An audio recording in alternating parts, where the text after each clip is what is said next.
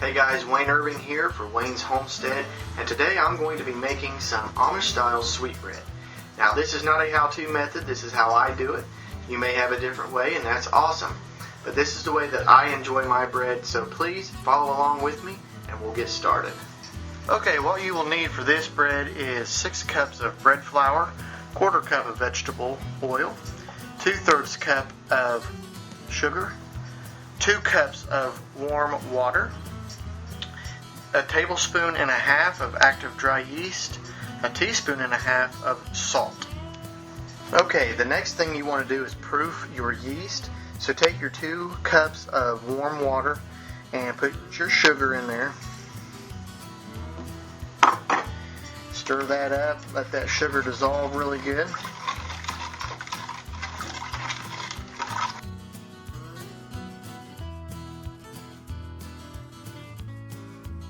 The sugar is dissolved, go ahead and add your yeast.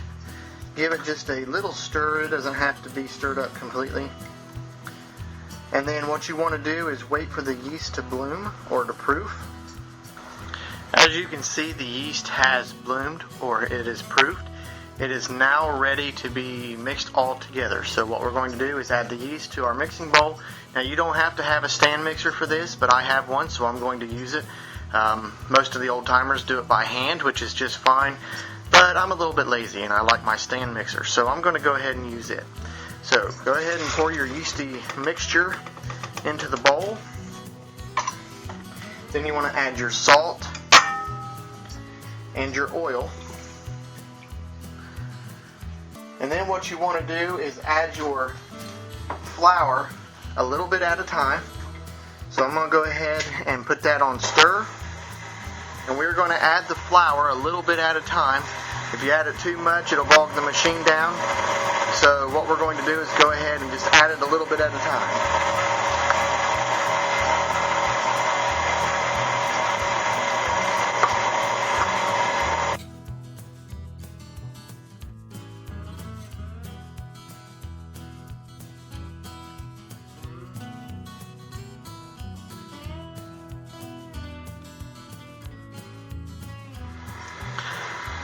Okay, that's about 3 cups that I've got in there right now. The recipe calls for 6 cups. You can see that the dough is starting to form, but it's also starting to bog the machine down a little bit. So what I always do is bump that up just a little bit more, give it a little bit more torque and more power. You don't want to go too much with it though, because we're not trying to knead it yet. We're just trying to build the dough and get it together.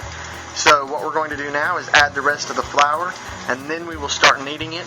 There is a lot of flour in this recipe, so we are going to have to knead by hand a lot. That's fine. Right now we're just trying to build the dough. So let's go ahead and add the rest of our flour. Okay, that is all 6 cups of flour in the stand mixer. As you can see, the machine's having a little trouble. So what we're going to do is boost that speed up a little bit, knead it a little bit, and then I'm going to have to take it out and knead it by hand. But you're going to notice the machine is going to want to jump around. That's because there's a lot of flour in that bowl. So we're just going to flick the speed up a little bit, knead it around a little bit, and then we'll take it out and knead it by hand.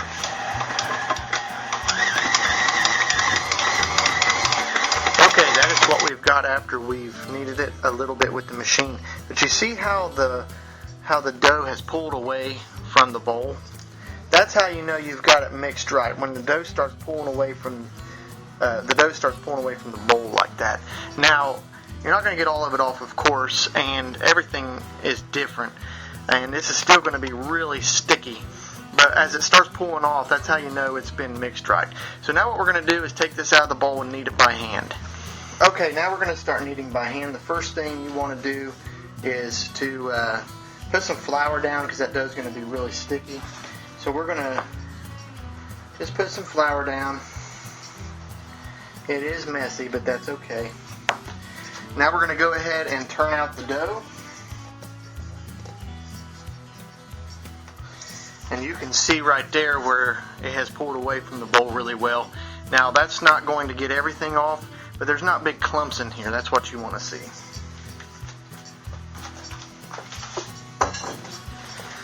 Okay, now what you want to do is just start kneading it in on itself. I usually do a lot with my knuckles.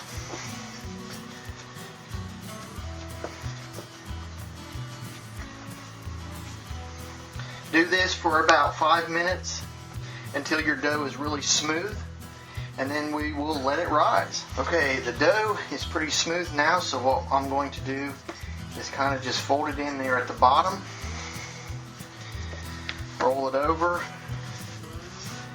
kind of tuck it in on itself a little bit just to make a smooth ball.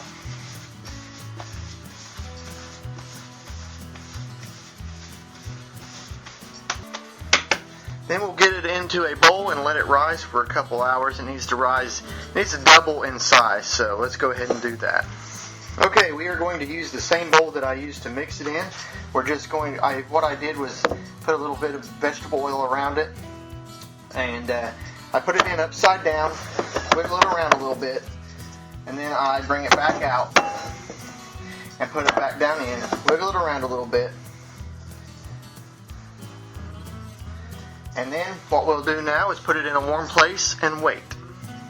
Okay, so what I do is I put that dough in the bowl.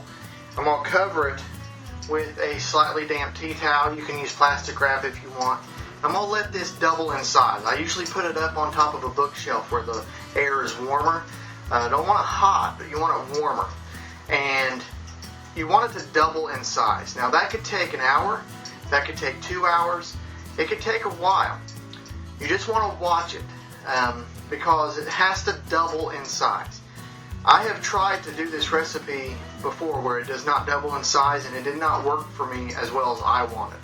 Now, of course, this is not a how-to, this is how I do it. So you feel free to mess with this recipe as much as you want and do it your way because you're the one that's going to be eating it. So this is the way I like to do it. Make sure it doubles in size.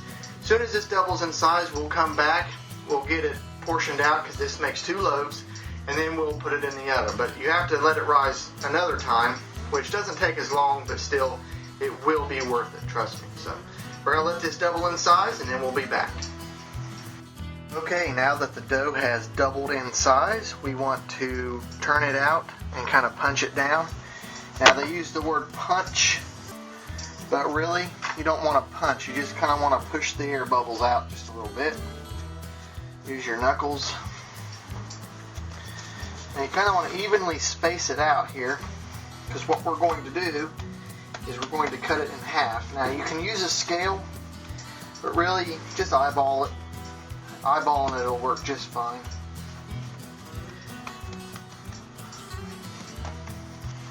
Okay, I'm just going to split it in half here.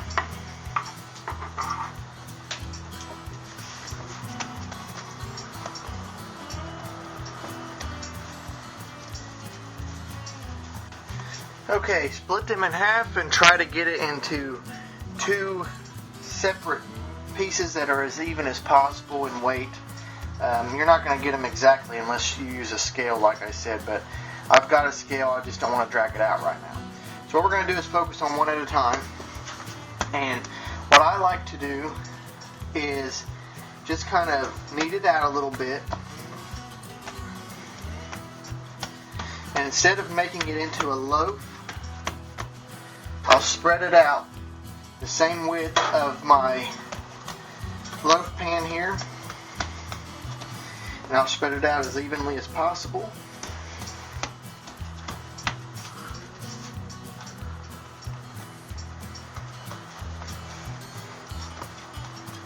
And then what I do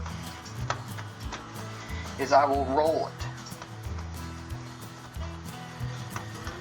I've found that rolling it helps keep it together. It helps make a more productive loaf, I guess you could say. And then I'll just roll it up.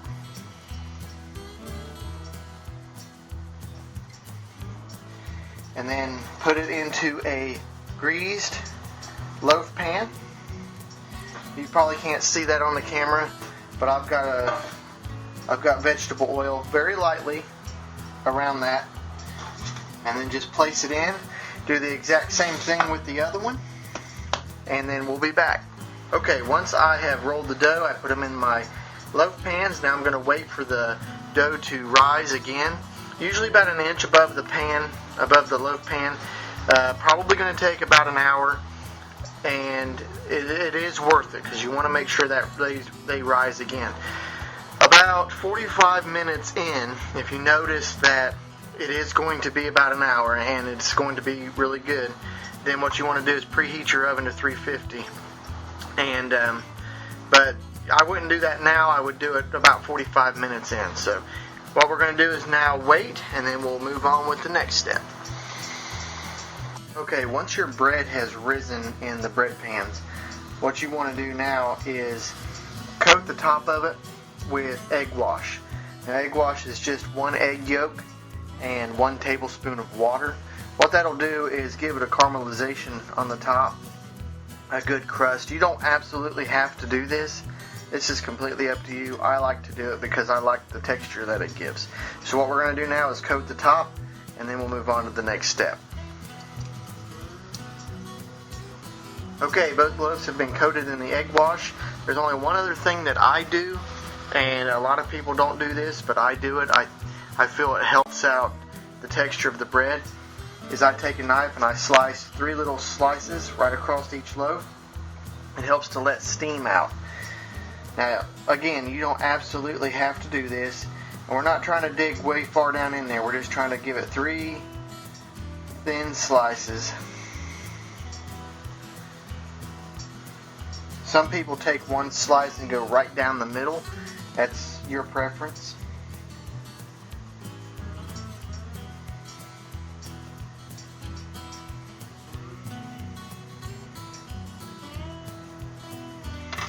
Okay, now we put these in the oven, 350 degrees for 35 minutes.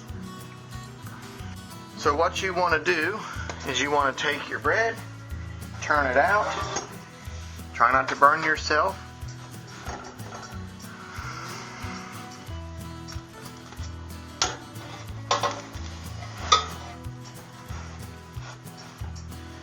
It looks amazing and it smells amazing. This is the hardest part of the entire process. You need to wait. You need to let these rest, cool down a little bit for at least 30 minutes. Trust me, all I want to do right now is cut into them because these smell fantastic. Just wait, give them time to rest, and then we'll be back. Now comes the best part. We're going to cut it and eat it. Just take your knife. I always go for the end. Some people cut it right down the middle because they like the middle piece. I'm going to cut it right down the end.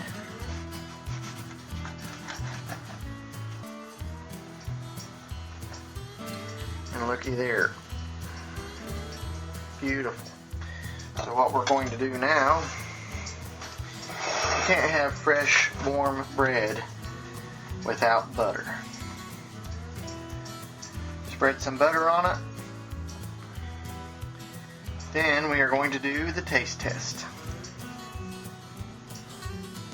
And now for my favorite part of the entire process, the taste test. Oh yeah. The crust is hard but not too hard. The texture of the bread is great.